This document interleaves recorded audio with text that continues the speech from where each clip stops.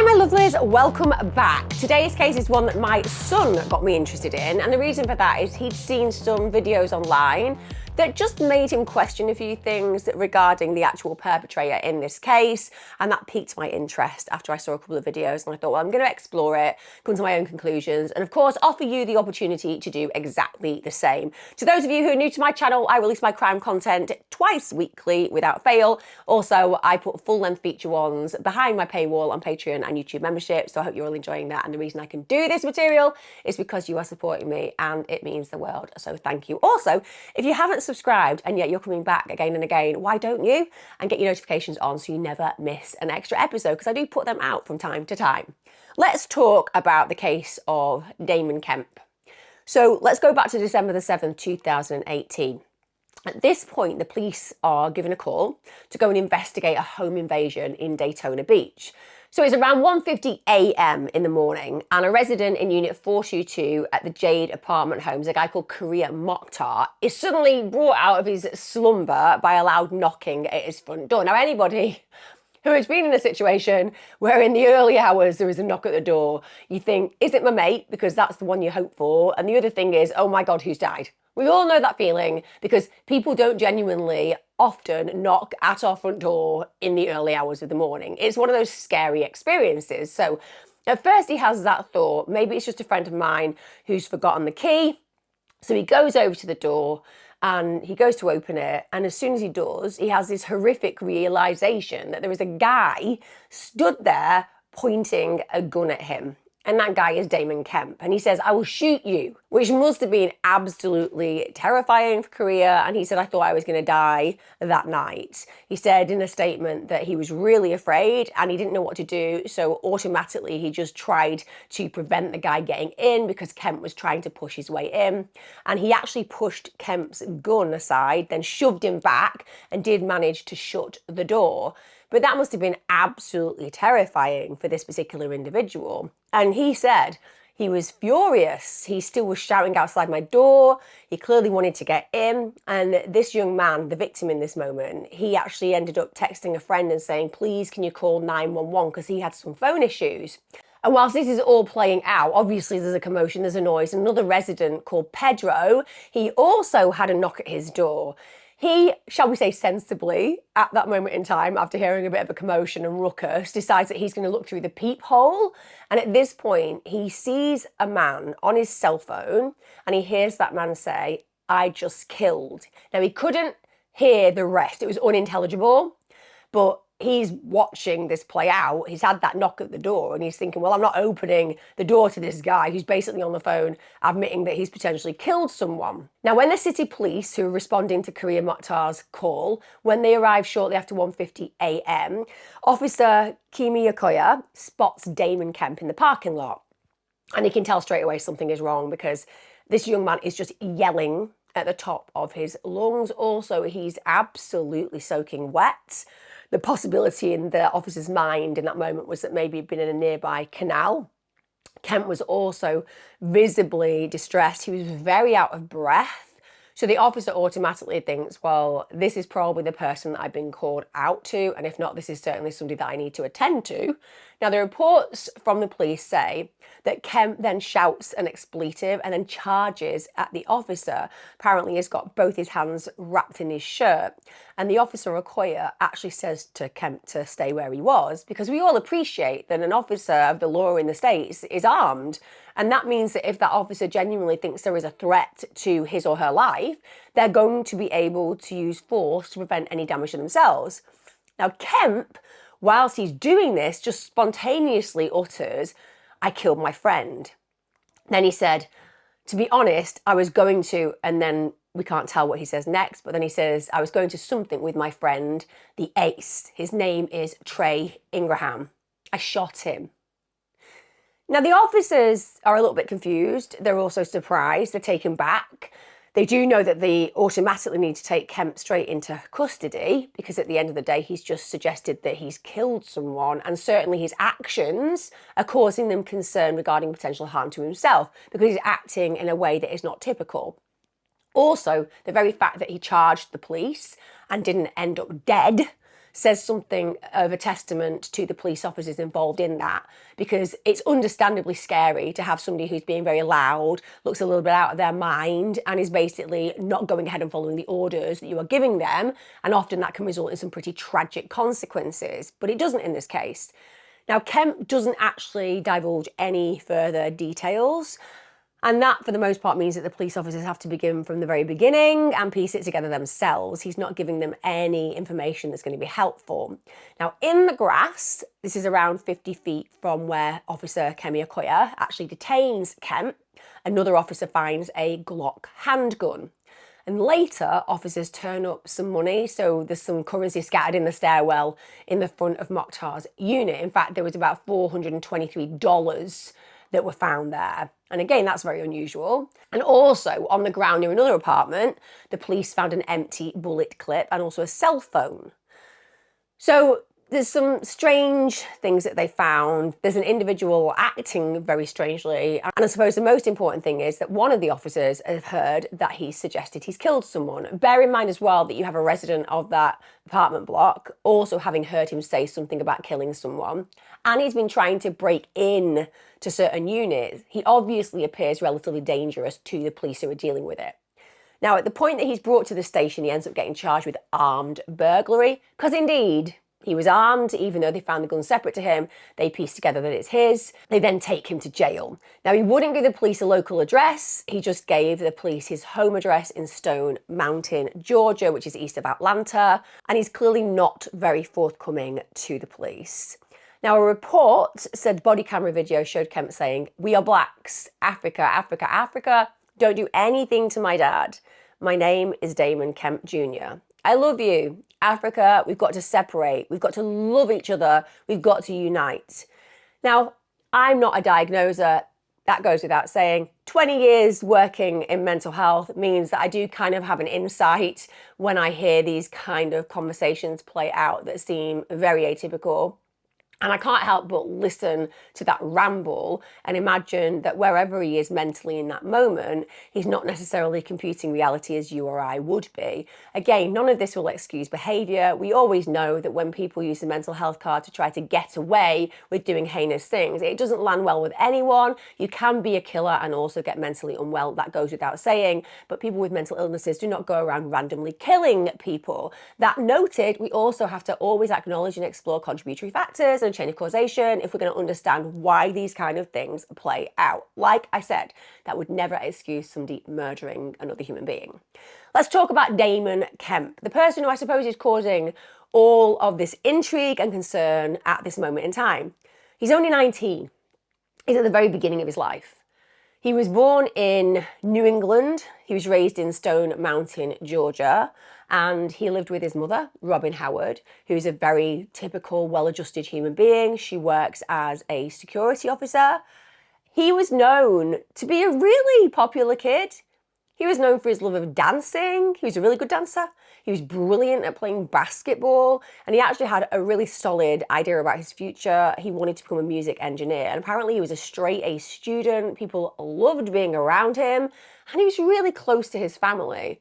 So when you think about the future, all you see here is the resounding brightness of the possibilities this young man was hopefully going to inhabit down the line. It's also why it always feels heartbreaking when we cover cases of lives that are lost in different ways, because lives are lost ultimately through death because they're being murdered, but lives can also be lost because of the actions of an individual who had apparently everything in front of them to reach for and yet reached for a totally different direction, as this case is going to highlight.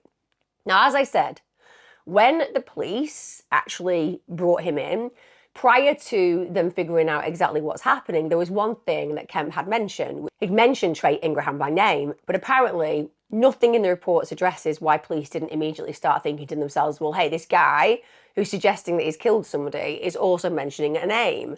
And essentially, maybe we should figure out where Trey lives just to check in on him and do a welfare check that nothing untoward has played out. Because it could be that Damon Kemp is just absolutely in a state of psychosis and he's imagining that he's done some horrible things. Believe me, the police will have been called out to so many of those on a daily basis, in fact, where people are dealing with psychotic episodes and they genuinely think they've done the worst things in the world. They say they're pedophiles, they say they are rapists, they say they are murderers, they say they've created issues of war War, where they're now responsible for World War III. This happens every single day. Police officers are used to it. So it could just be that they're dealing with a young man in absolute psychological distress. It doesn't automatically mean that he has done something terrible. Now, later that same day, it's December the 7th, an officer does start canvassing the Jade Park complex. And it's at this point he learns that Damon Kemp was, or at least had been, a student at Bethune-Cookman. So security officials, they then give an address for Kemp, because bear in mind he's only talked about where he comes from, as in where he lives with his mother, as opposed to letting anybody know where he lives in this local area. So this address is given at Jade Park, but there isn't actually a unit number for it. So they know he lives there, but not necessarily the apartment or unit that he's in. Friends then tell officers that Kemp may have been staying with a friend named Trey. So now it's Trey's name that's been mentioned twice. The officer then runs Kemp in the police computer to see whether there's any kind of connection. Has he been caught before for anything, so that they have information on him? And it comes up, there's a traffic stop on the 14th of September in Port Orange, which is south of Daytona Beach. Now, the police said that when that person was being pulled over, the actual driver had prior to this failed to completely halt at a stop sign. So an officer at this point has got them to stop. They're just checking out what's going on, and he noted that he smelled marijuana. He also found a gun in the car.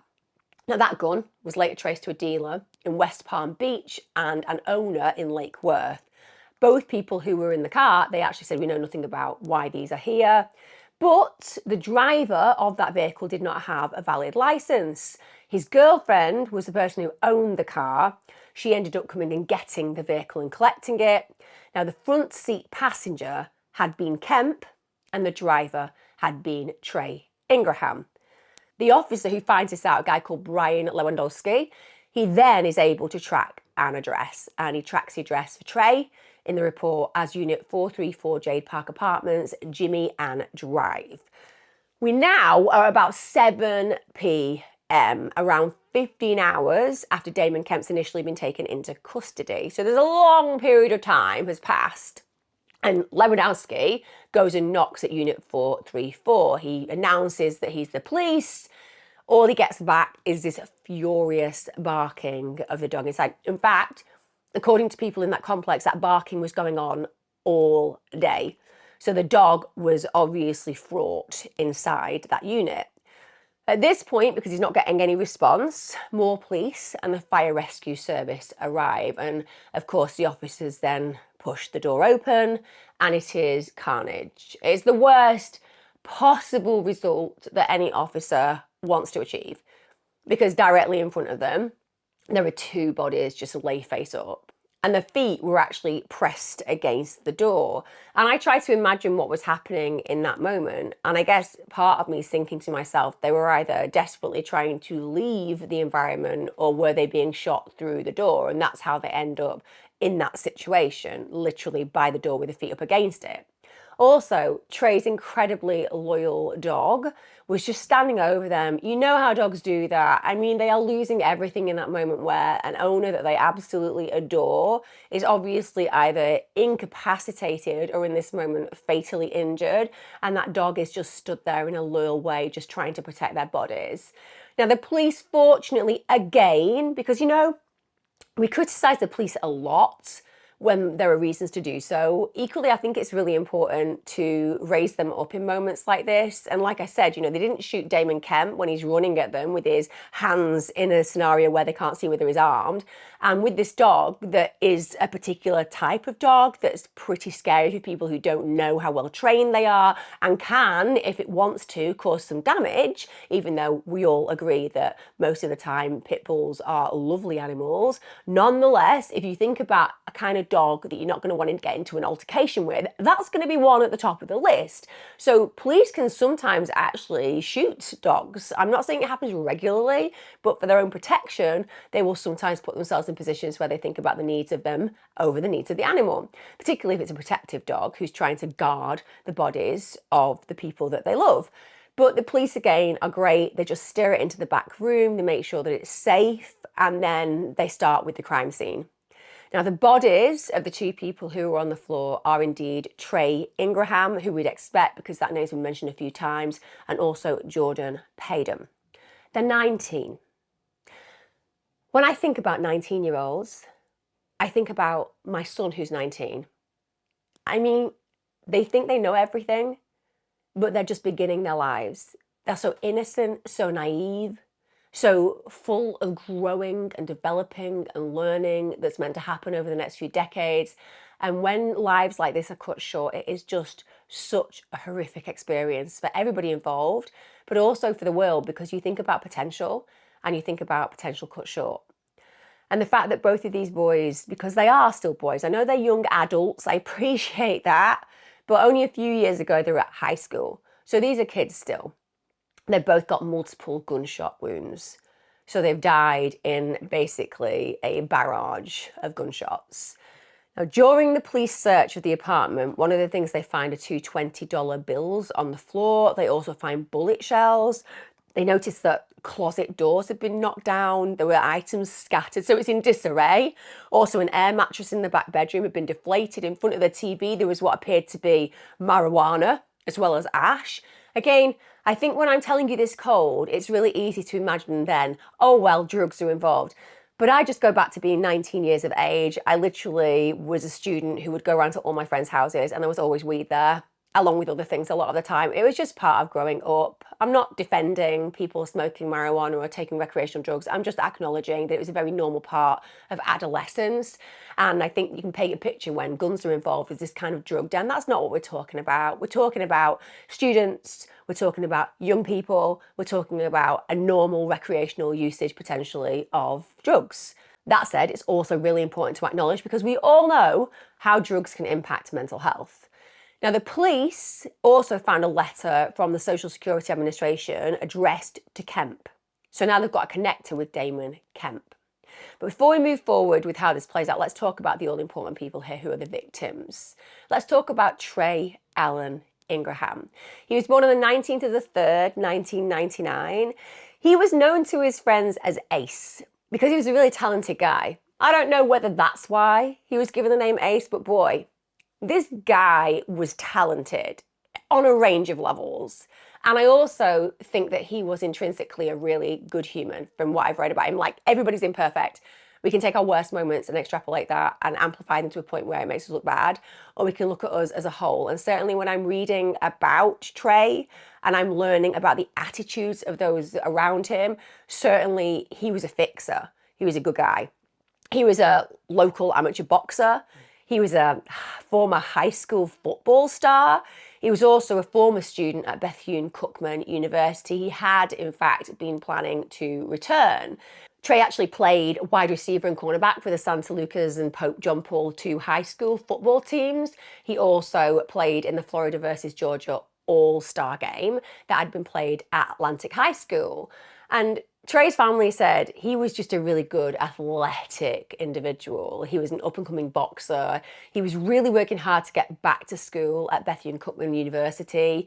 And one of the things that he was doing during his own attempts at doing that was helping Kemp to get back to school at BCU. Also, he was helping him get on his feet by letting him stay with him rent-free. Apparently, he was always one of those people who was happy to give. He always believed in others, even when it was at a detriment to his own needs. Now, Kemp had lived in Trey's apartment for quite a long time. It was months, but at one point he gets asked to leave. Now, I think at this moment in time, we can imagine that if you're asking somebody to leave your apartment, well, it's going to be for a multitude of reasons with respect. You might like them for a period of time, but if they're not contributing financially to where you're staying, that can be a point of resentment, because it costs money to heat a home, it costs money to get food in, and it costs money to rent the place that you're living. And if somebody is there for a long period of time, then they start feeling a little bit like a leech. Also, you can be really lovely to somebody at the get-go and really like them, but when they stay with you for a long period of time, they can get under your skin and you can get to a point of conflict. But we can also imagine for somebody like Kemp, who might have felt a little bit down in his luck for a period of time, Trey had given him a light, an opportunity, and then when he pulls that away from him by asking him to leave, that could also create a point of resentment, which could lead to that resentment festering. And if there are some concerns mental health-wise, it could also make you feel that your life is in a bad position because of this other person's withdrawal of support. Let's talk about Trey's mother. Bless her, Narissa Carter Young. She said that her son was an all-round amazing kid, and he'd actually briefly considered a career in the NFL. He was, as I've already noted, a really great boxer. But the truth was, what he wanted ultimately was to be a police officer. She said he wanted to show the world that there are a lot of good police officers, and a black man can be a good police officer. That's what she said just days after her son's death. She said, we have a belief in my family that you need to have service to your community. You need to help people. She said Trey adopted the same belief. And he obviously had an excellent role model in her, because Trey's mother herself had spent 25 years working with both victims and perpetrators of violence, which feels devastating to say, because this is a woman who spent a quarter of a century protecting others and dealing with those who are sadly affected by violence. And yet here she is having to deal with that as a victim herself. She actually went on to say, a profession does not prepare you for the pain you experience in burying your own children. She said the heartbreak is unbearable, and it goes without saying we all appreciate that on this channel. I cannot even begin to imagine how she feels knowing that her son met his end in this way. And like she says, it doesn't matter whether you're a therapist, a psychiatrist, a psychologist, whether you've worked your whole life helping victims and dealing with perpetrators, when it is on your doorstep, when it affects one of your family, it is completely incomparable to anything you've experienced on a professional level. Now let's talk about Jordan Jermaine Paden, who is of course the other victim. He was born on the 12th of the 7th, 1999, and he was Trey's childhood friend. They'd literally known each other from elementary school. Narissa Carter-Young, Trey's mum, said, one of the things about Jordan was that he did have a troubled youth. He had difficulties, and Trey really cared for him, as he seems to care for everybody and anyone who comes into his life. And Trey had driven to West Palm Beach and brought Jordan back to Daytona Beach to be with him. Now, in 2017, Jordan had actually been charged with battery. That was just 2 weeks after his 18th birthday. And the reason for that is he'd punched a fellow inmate in the face. He was at a dining area of the Palm Beach County Juvenile Justice Facility. I don't know why he was in there at that point, but clearly it speaks to some issues of dysfunction in his life at that time. Now, later, he gets sentenced to 79 days of time served in the Palm Beach County Jail. So Jordan certainly had some issues. Joshua Troutman, who's 19, he's of West Palm Beach, he said that just after Trey and Jordan had been murdered, he said that Jordan was his closest cousin, and he'd been considering going back to school to get his high school diploma. He said even though he had his problems, he was always helping people. He said he was just one of those people who was cool with everybody. Everybody liked him. And he said that Jordan had never had any kind of connection with Damon Kemp. So whereas Trey knows Damon Kemp, Jordan didn't know him. He was a stranger to him. Now, hours later, as the authorities took the bodies of Jordan and Trey from the apartment, Ladoris Giles, who's actually Trey's sister, arrived there. She had, at breakneck speed, raced 160 miles from Clearwater to Daytona Beach. And understandably, at that moment, she is just screaming that she just wants to see her brother. This is even as relatives are desperately trying to hold her back. And she was so desperate and she was so devastated and she's so beside herself in that moment that because they're preventing her from running to her brother, and I can completely understand that. I can completely conceive of those feelings when you know it's somebody that you are related to and you know that, yes, they may not be present in this paradigm and universe anymore, but the truth is their body is there, and all you want to do is you want to run over there and wrap your arms around them. It doesn't matter what state they're in. You want to have that connection with them in that moment, and it's being denied you. You feel like people who are not of your blood are restricting you from something that is your right. So she gets really angry and she actually throws her cell phone at the officers, and it actually strikes one of the officers in the chest. Now, he does not actually press charges, although it deeply disturbs me that that would ever have been on the table. The fact that I'm mentioning that is because clearly there was a potential for that officer to say, oh yeah, I want her done for battery, when we're talking about a grieving woman who's hysterical and beside herself in a moment where she has lost something of great importance. But this is how the system works. Fortunately, the officer has compassion in his soul and recognises it would not be the appropriate thing to do. Now, the morning after the bodies are found, Daytona Beach Police Chief Craig Capri, he said, "I am so angry. I cannot understand for one moment how all of these people who live in the Jade Park neighborhood didn't react when they heard gunfire coming from inside one of the apartments."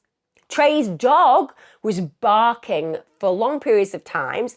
There was gunshots, there's a commotion, and no one calls the emergency services, which is harrowing when you think about the fact that people could be dying over a period of time. And if the emergency services were actually called to that block, could actually make a difference to the outcome.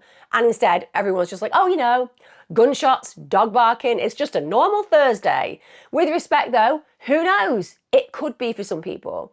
And I think that if you live in a country where guns are around and you hear gunshots, sometimes you might become desensitized to that.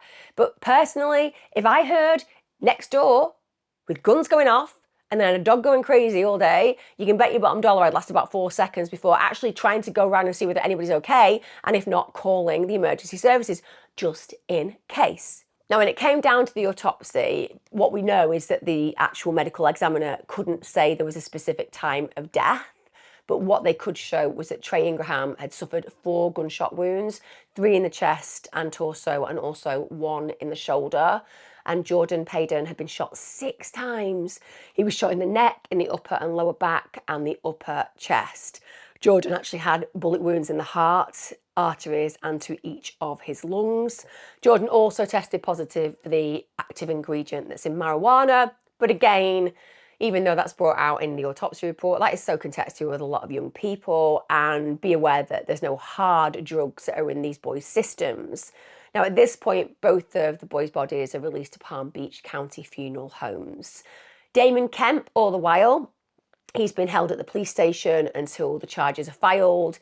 At that point, he's charged with 2 counts of second-degree murder and burglary with assault for a separate incident the day before, obviously when he was trying to get into that guy's home. Now, during his first court appearance, I would say Kemp's behaviour is bizarre. It's absolutely erratic. His eyes look wide. He looks incredibly paranoid. It's like he's experiencing a different reality. And he is shouting. He's making really incoherent statements. And for many people who are from the outside looking in, seeing him in this way made them feel that potentially he was dealing with a mental illness, or maybe there was some influence of substances that he was under, at least at the time of the crime, which would explain what seems to be very atypical behaviour for this young man. When Damon Kemp's wheeled into the courtroom for his bond hearing, he just starts screaming. And he's saying, God, God, God, God. The victim's family find this absolutely devastating because they're already going through a horrific amount of trauma. And the last thing that they want this court case to be, or this bond hearing to be in this moment, is about the actual perpetrator, because this is about the victims. So they are really struggling. They're all in tears. Narissa Carter-Young, who's Trey's mother, she's actually got her hands over her ears because she is already dealing with the biggest loss of her life. And what she wants is to get some kind of justice. And instead, she's watching and hearing something incredibly distressing playing out. And she has great compassion in her heart. So she's probably looking at this 19-year-old young man and thinking to herself, how the hell is this happening? What has brought us to this place? You're already dealing with a reality that feels like it's completely false because you can't get used to a world without your child in it. So everything feels like it's upside down. And then you're in a court of law and this perpetrator who's actually taken your child from you is a center of attention because there is something very odd about his behavior. Now, Trey's mother was at that hearing, even though it was only days after her son got murdered. And you have to say to yourself the strength that would take to actually be present at that particular hearing, even though you're talking about just a few days, it speaks of great courage. A lot of people would choose to miss that because at the end of the day, it's not going to make a difference to the outcome of the trial, but it might mean that you are less traumatized having to actually face and confront what's going on there. I suppose as far as she is concerned, her loyalty to her son is so profound, she has to be there. She has to make sure that she sees this through, but it comes with a trauma. And in this case, she's got her hands over her ears because it's blindsiding for her to actually witness. It apparently got so tough at one point that she did have to walk out of the courtroom. She was in absolute emotional pain. And she actually said after this, dads and mums, you need to hug your children because you might get a phone call like we did and you won't get a chance to hear their voice anymore. Oh, it's so heartbreaking. I cannot even begin to compute and imagine that moment. We all know what it's like to get calls off our kids when things are going wrong. That breaks your heart.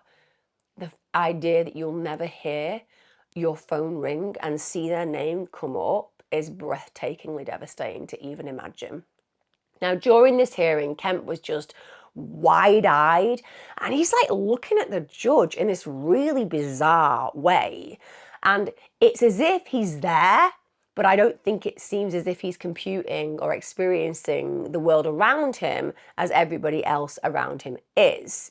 Now, the 19-year-old at this point is ordered to be held without bond on the 2 counts of second-degree murder with a firearm. He's also charged with burglary of an occupied dwelling with assault while with a firearm. That was for pushing into Korea Mokhtar's apartment and pointing the gun at him. Understandably, that is a crime without a doubt. Now, his facial expressions and the way he operated during that hearing did seem very strange. As the judge read his charges and his fate, it just looked like he wasn't really connecting with what was going on. And the judge said, I do believe there is probable cause for the arrest. Of course, it goes without saying that there is. And actually, Damon Kemp's family and friends were devastated at that point. They were crying and they were really, really broken by this reality, because bear in mind, for Damon Kemp's family, so the perpetrator in this case, this is so left field. They can't quite believe that somebody they love and know and respect is in court up for double homicide. Now, there are a lot of concerns about what's going on for him. So people are concerned about potential substance influence and also mental health concerns. And this is kind of corroborated to some degree a few days later when Kemp is on a jail phone call and he admits that he was really high on substances when he committed the crime. And he said, look, I only remember smoking weed. Maybe there was something else in the weed.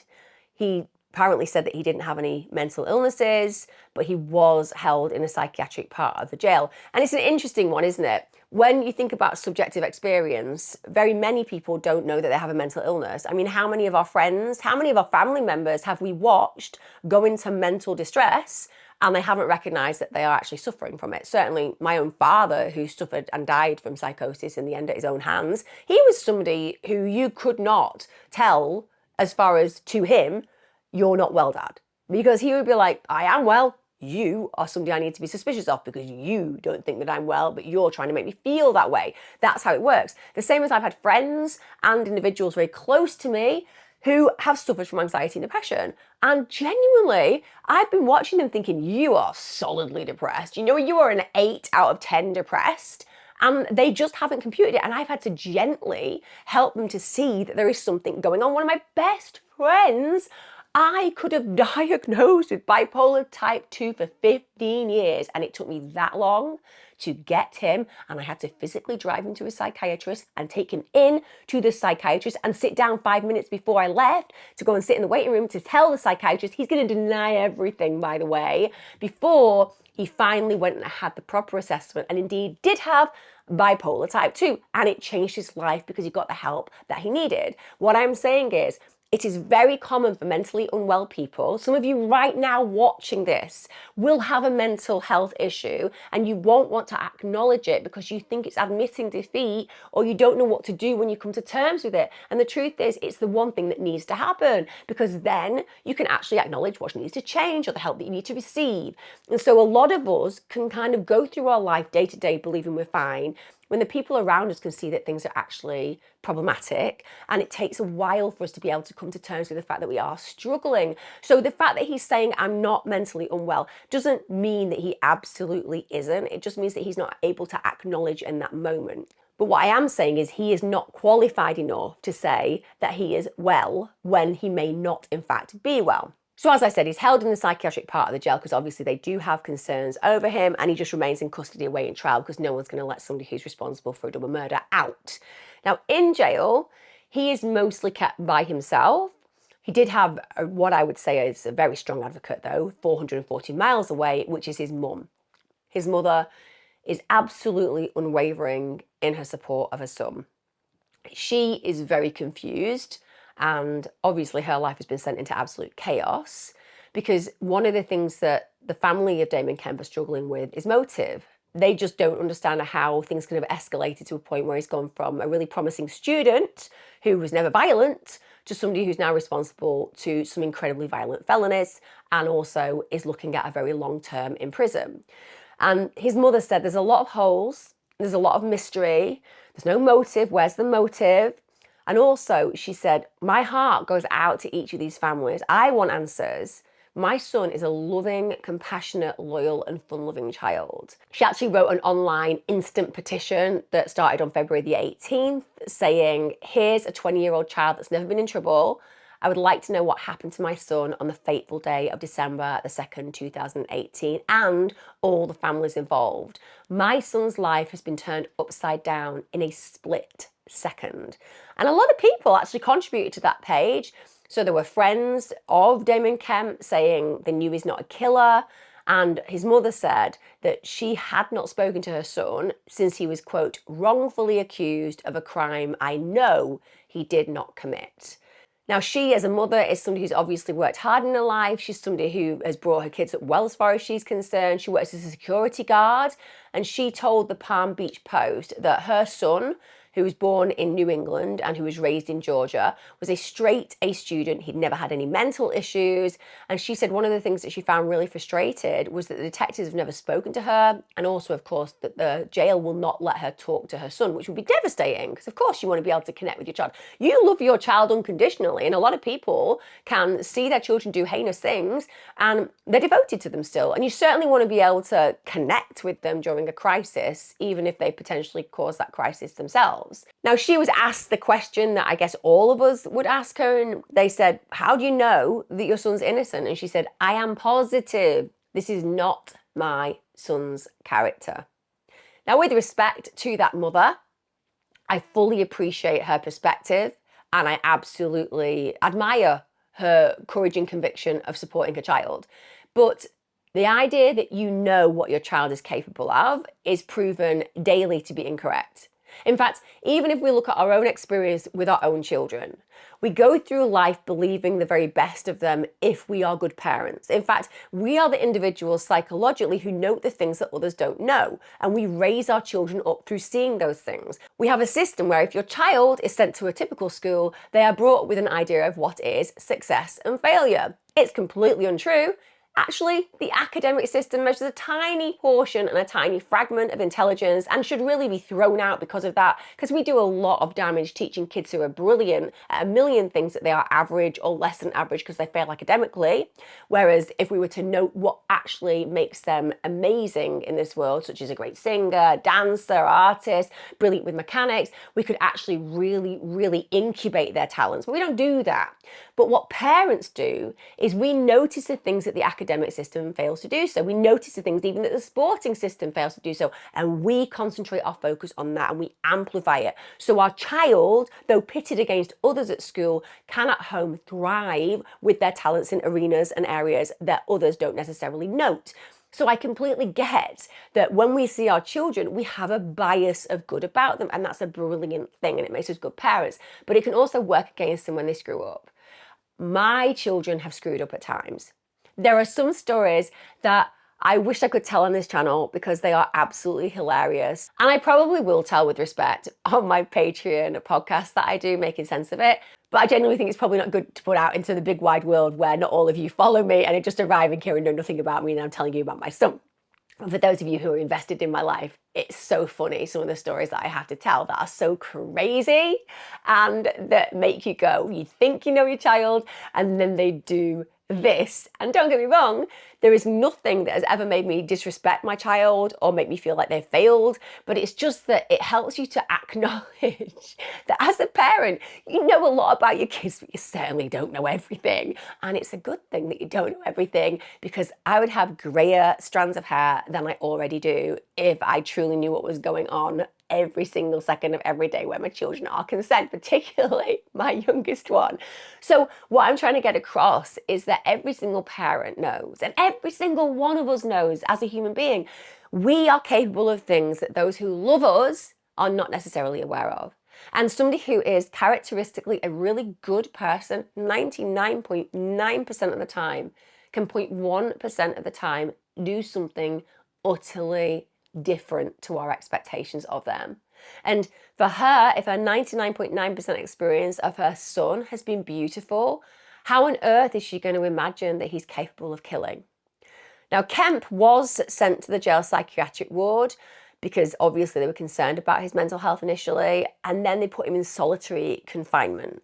And I really worry about that, particularly if somebody has some destabilization around their mental health, because understandably, the more time you spend by yourself, even being a well-adjusted typical human in that situation, it can lead you to real mental distress. And certainly for Damon Kemp, where there are problems already, I would argue, I don't think that's the best place. Now, he also tries on February the 11th to fire his public defender because he wants to represent himself.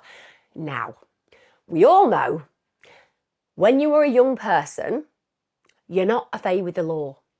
You've not ingested a lot of books about legal process. So the last person you are going to want to defend yourself with is you, because you don't know anything. The law is a very complex landscape, and you need people who are very educated in its field if you have a shot at either being found innocent or having your sentence reduced to a more palatable reality for you.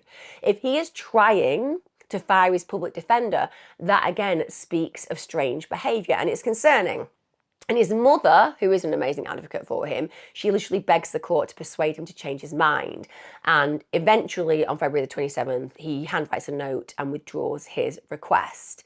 Robin Howard, his mother, said her son was somebody so distinct from this kid in prison. Her son was an individual who danced, played basketball, who wanted to become a music engineer, wanted to make his own beats, who was really talented. His mum said, this is not how he's being portrayed. The media is portraying my son completely differently. And I will also note that Jordan Paden's father, he did in the press actually express some doubt about Kemp's guilt. So Paden's father, George Gaines, said in a phone interview that he believed that Kemp was there the night that his son was killed, but he actually does not believe that Damon Kemp was a shooter. He said that he believes that Daytona police didn't properly investigate the shooting, and he actually went on record as saying they should have gone and they should have knocked on every single door at that apartment complex until they found the victims. Because they did not do that, my son suffered a long time before he died. I think that must just be grotesquely upsetting for any parent. The idea that you're thinking that your child could have laid there bleeding out and dying and no one came for you, in spite of the fact that gunshots had gone off and a dog was barking. He also pointed out that there were multiple firearms found at the scene, and he said, listen, as far as I'm concerned, there were more people in the apartment that night. There have to have been. He also said that as far as he was concerned, there were more people in Ingraham's apartment on the night of the shooting. And the reason for that was based on a video chat that his son had on Facebook. So apparently there were more people present. He also added that Daytona Beach police also recovered those 2 additional firearms at the scene and that they hadn't said anything about it. And he said, what I've learned is that Trey had taken money from some Haitians and they were after him. So he basically said, I know that the police have said nothing about that. So he obviously has some suspicion that things didn't play out as the police have suggested that they played out. And I suppose to some degree that's also in line with how Damon Kemp's mother feels. Again, bringing in this idea of a debt with Haitians doesn't necessarily help anybody because it's speculation, not necessarily reality. And Daytona Beach Police Sergeant Grant Karcher, who led the homicide investigation, he said, listen, these allegations are untrue. As far as I'm concerned, the police did a really thorough investigation that eventually led to the discovery of the bodies of Trey and Jordan. When he was asked about the allegations that Trey was in trouble with Haitians, Kircher said that this has not come up once in our investigation. So he said, you know what? Trey did have some trouble with the law, but he didn't have any trouble in Daytona Beach. He wasn't known to the police until literally the day he was found dead. So this is not somebody who stood out because he was some kind of drug peddling young man who was on the fringe of society getting involved with dangerous people.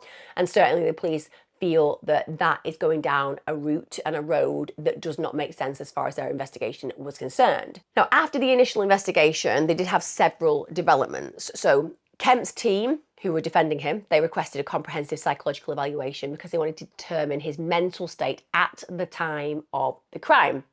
And the preliminary results, they suggested that Kemp may indeed have been suffering from an untreated mental health issue. And they said this would likely have been exacerbated by substance use. So when we look at mental health issues, we can absolutely connect how things like marijuana use and other drug use can absolutely amplify issues, particularly schizophrenia, absolutely psychosis. There is a complete link. I get it. Somebody's going to be screaming right now at this video that doesn't do that on the whole. I get it. Of course, most people can smoke weed and be fine. Most people can actually take recreational drugs and be fine, but not everybody can. And certainly when we're talking about mental health wards in the UK, and I would imagine it's exactly the same in America and Australia and Canada, etc., it is full of, in particular, young men who have used drugs, and it has absolutely decimated their mental health.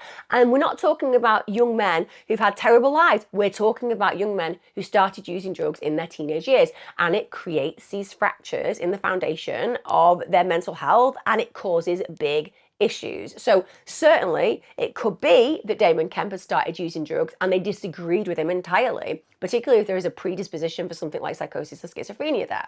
Now, in late 2022, a judge did rule that Kemp was fit to stand trial. This is, of course, despite the defence's arguments about his mental state. But of course, we see this play out every single day of the week in these cases. But we all know that when it comes down to mental health issues, as long as you are competent to understand what is going on around you in court, then you can be tried. Damon Kemp's trial began in May 2023. At this point, I would say the prosecution had a pretty slam dunk case. It was really compelling. So they had the confession, they had the forensic evidence from the crime scene, they had all the witness testimonies. And their argument also added that they felt that Damon Kemp's actions were premeditated and also deliberate. So they pointed to the fact that he'd brought a firearm to the apartment, that he'd been acting paranoid and erratic in the days leading up to the murders. Now, ironically, I would argue that this meant that he likely wasn't premeditating murder. And the reason that I would say that is, first of all, you're allowed a gun in America, so he can carry a gun. It's going to suggest that anybody with a gun who goes anywhere with a gun is premeditating killing. Because if you have one on you, that could mean they could argue that just the very fact that you're carrying one means that you want to kill. And obviously, 99.9% of people who carry a gun don't want to do that. They don't want to harm anybody. It's for their own protection. So the very fact that he's paranoid and erratic, that would play in more to the mental health side. That he's carrying a gun, he's paranoid, he's afraid, he's acting outside of his normal behaviour. So I would say that's less about premeditation and more about a strange change in his behaviour and a desire potentially to feel that he is safe by carrying a gun, which could indicate a destabilisation of his mental health. But I also understand that if I was prosecuting this trial, I would absolutely go for that. He certainly intended to kill because he carried the gun and he was acting strangely. Now, the police, they testify in court about Kemp's arrest and his behaviour and give an insight into actually what played out that day. So they talked to the court about Daytona police encountering Kemp on December the 7th, 2018 at 1:51 a.m. They responded to that report of the home invasion at the Jade apartment. A resident said he'd opened that door, Kemp was pointing a gun at him, he tried to get in his house, he managed to push the guy out.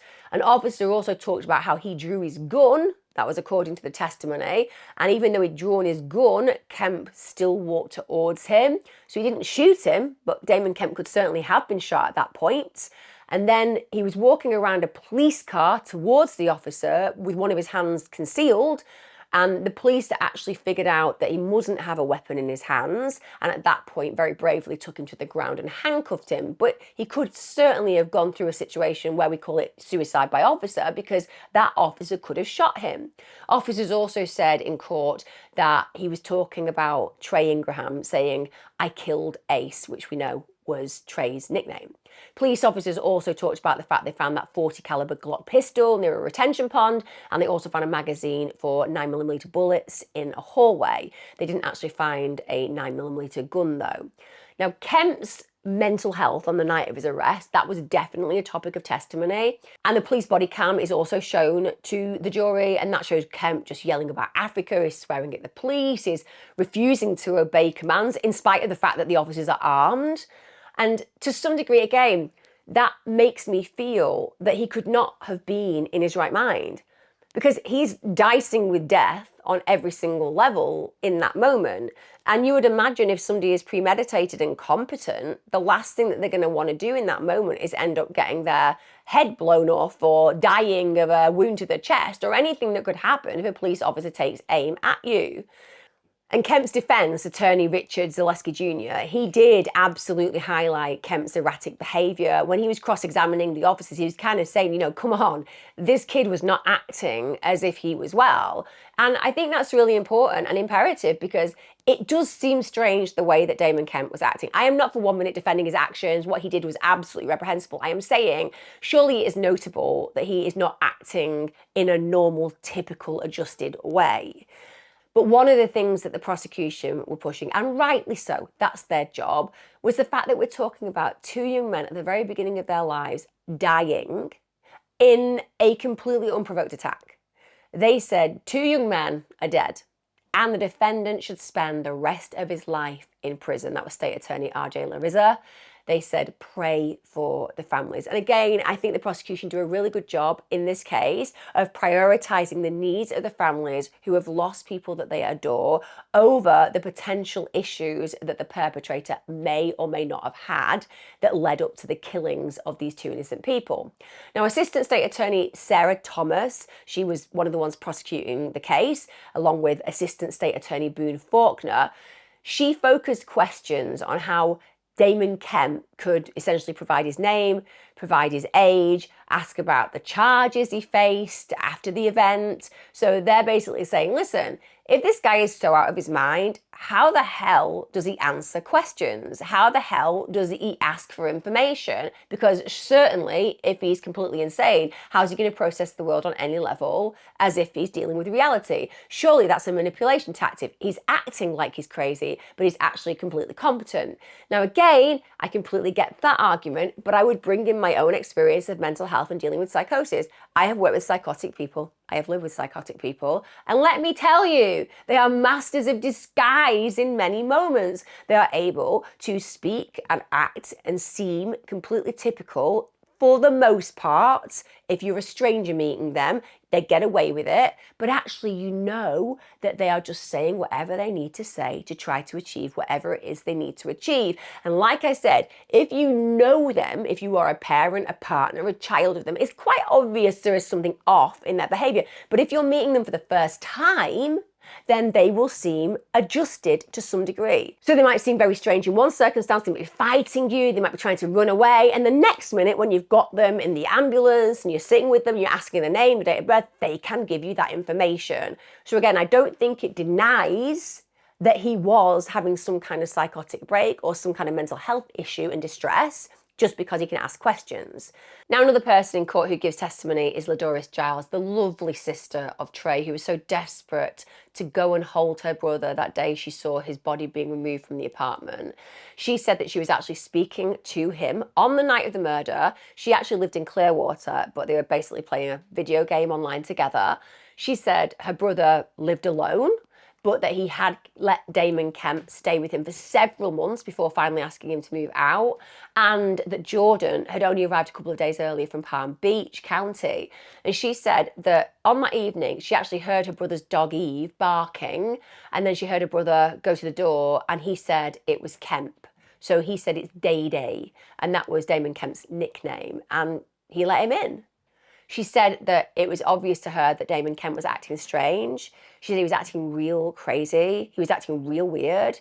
He kept telling my brother, I love you, and he's pacing back and forth. She said he never acted that way. Again, that speaks to me of Damon Kemp being in a state of some kind of decline. She also said that she and her brother basically stopped playing the video game online, and he then says, I'll speak to you in the morning. So they're obviously very close. Now, during cross-examination, Zaleski actually asked her if her brother owned a gun. She said he did, and that she believed it was a 9mm. And then she's questioned again, and she's basically asked, how long before the murders did your brother ask Damon Kemp to move out? And she said it had only been a few days before the murders. Now, the defense They argue, of course, that Kemp was under the influence of substances, that he's suffering from severe mental health issues at the time of the crime, and they presented the evidence of this paranoid behaviour, and they did have quite a lot of testimonies. So there's a guy called Quincy and other friends who've witnessed his really erratic actions. According to neighbours and friends, Damon Kemp and Trey Ingraham were actually really close friends. They couldn't understand how this happened. They were people who worked out together at the same boxing gym. And of course, Damon Kemp had previously lived with Trey at the Jade Park Apartments. Even though he'd moved out in October 2018 and he had indeed been asked to leave, they were still friends. He then moves in with Quincy, who is a friend that Damon Kemp had met in 2017. This is when he was attending Bethune-Cookman University. And Quincy said that he'd actually received a call from Trey, whose nickname, as you know, is Ace, to say that he'd actually ordered Damon Kemp out of his place, which was not apparently far from the Daytona International Speedway. So Quincy said at that point he let Damon Kemp move into his apartment on South Beach Street, just along the waterfront, about 4 miles east of Trey's apartment complex. And on the 6th of December, the two of them went to a Best Buy electronics store.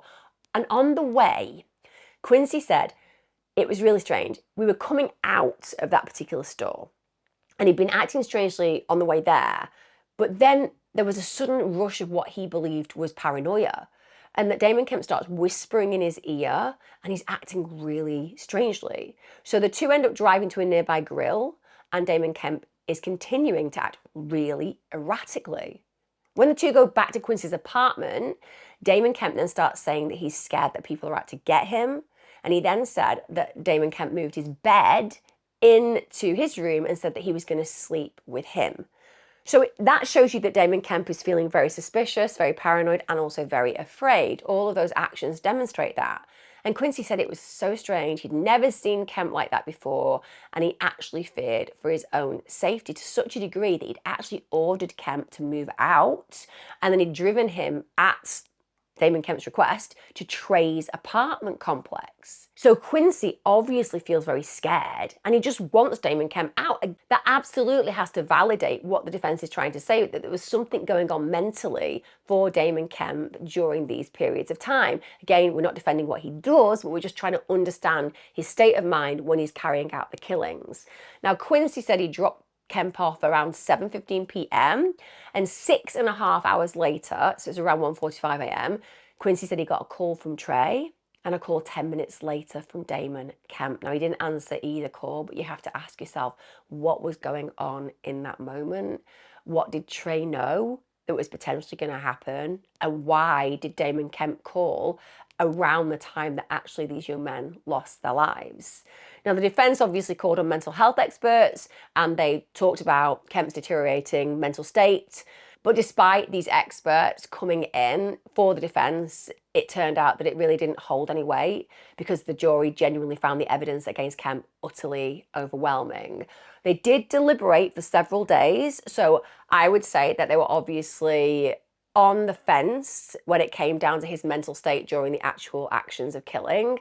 And I think that that's good that they took several days, because I would not want to be on a jury dealing with this, because you are looking at two young men who have been executed essentially, so they need justice, and you're also looking at a young man who could have been in a serious state of mental decline who actually carried out the killings, and making the decision as to what kind of a sentence that person should face. It's going to be really conflicting, because on one hand it's automatically you should never see the light of day. On the other hand, it's that sense of, is there hope that this human being could be rehabilitated? He is young, he's never acted out before, he hasn't had a criminal record, and so on and so forth. And you can understand that must be very, very challenging.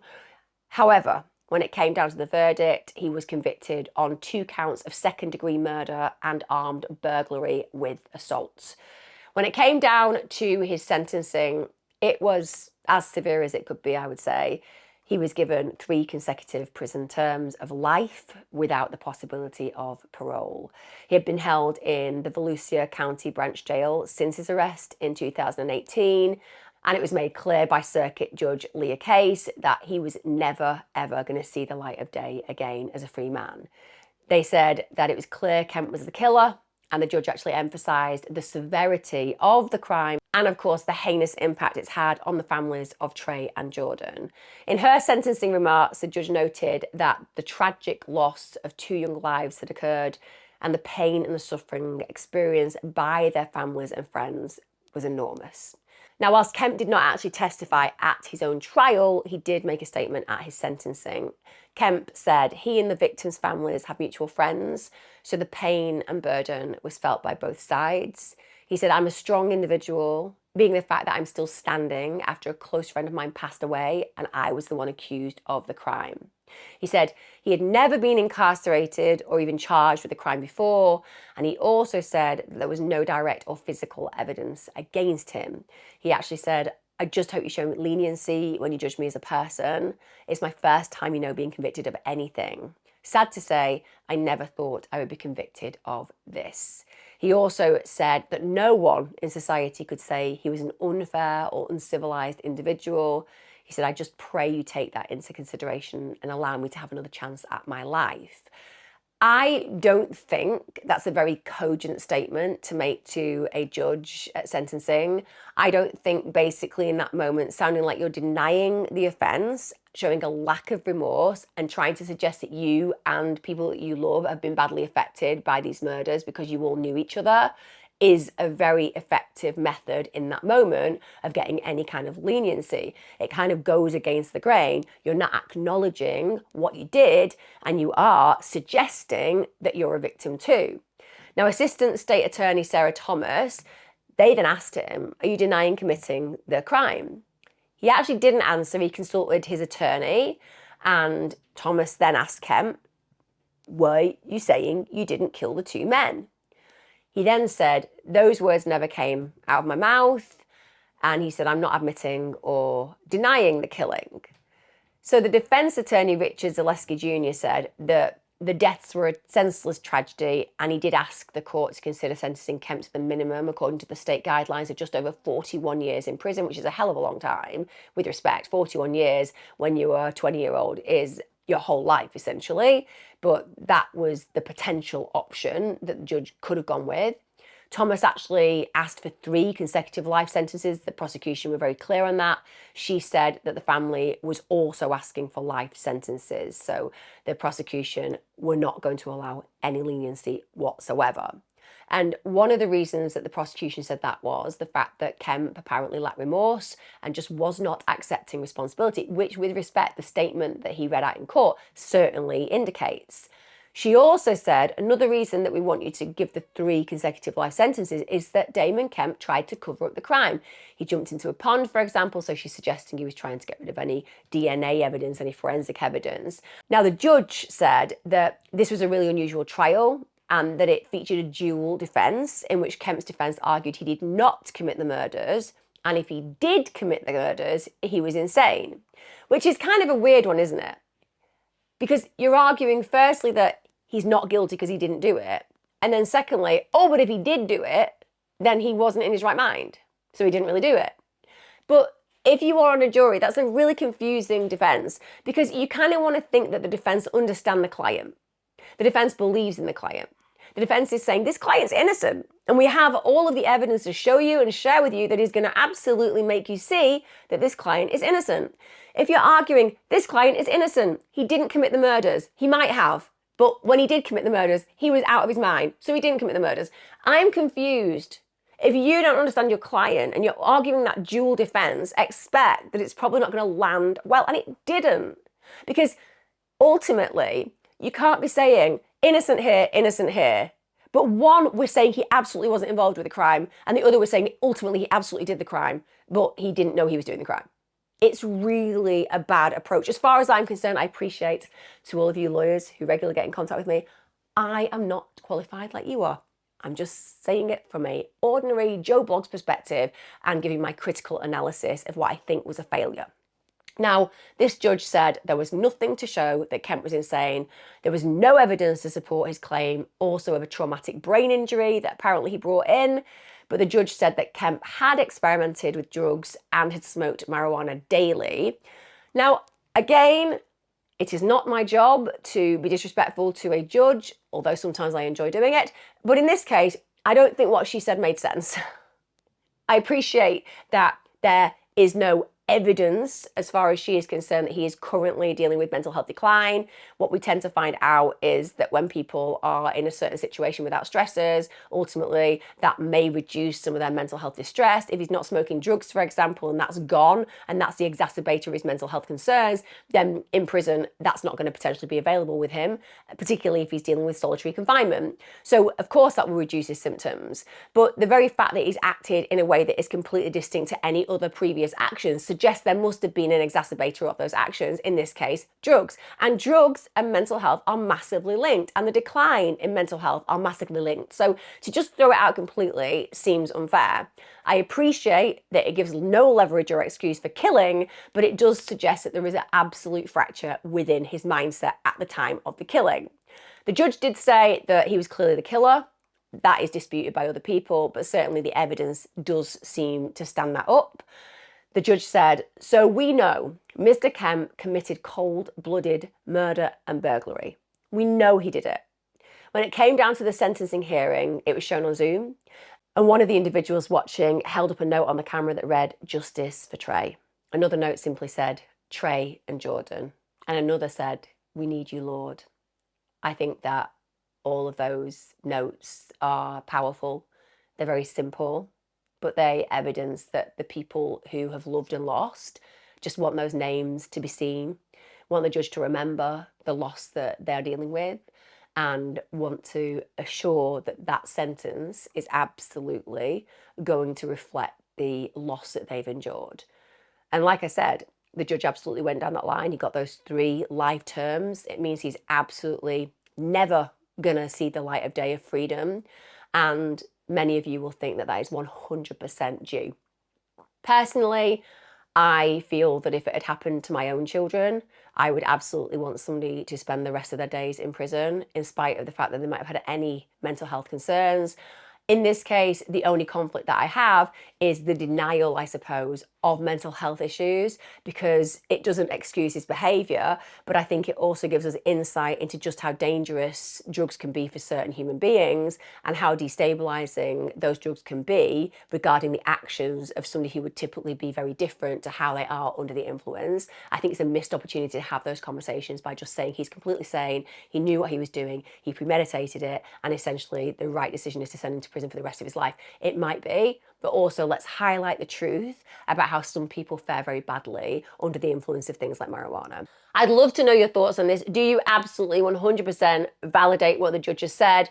Are you conflicted? Do you believe that maybe a 41-year sentence would have been more appropriate? Or are you 100% 3 consecutive life sentences and that is not enough? Bring the elevator and send him directly to the Bernie place.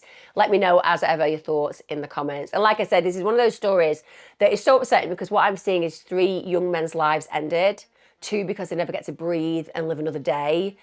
These kids were loved. And then 1 goes to prison for the rest of his natural life. I hope that Damon Kemp gets to think about who he is, who he was, and who he wants to be in prison. I know it doesn't mean that he's ever going to walk free, but he can get educated, he can continue down the lines of study, he can make a difference to the prison population, he can have an impact there. It's not a perfect ending to a story, but hopefully it's one that will mean in the future there is a level of hope in his life, and that's more than he afforded his victims. Take care, guys. As ever, see you again next time.